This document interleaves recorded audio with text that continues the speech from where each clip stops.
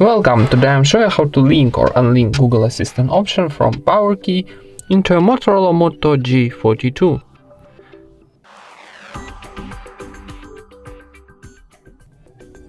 First of all, open your settings, then scroll down and go into System option. Here choose Gensors, and first option in the list will be double press Power Key. If we tap on this option, we can change to Launch Assistant, and let's try activate our Google Assistant. And how you can see, Google Assistant is activated. If you wanna turn off this option, press once again and choose None. And that's it. Thank you for watching, leave thumbs up and subscribe to our channel.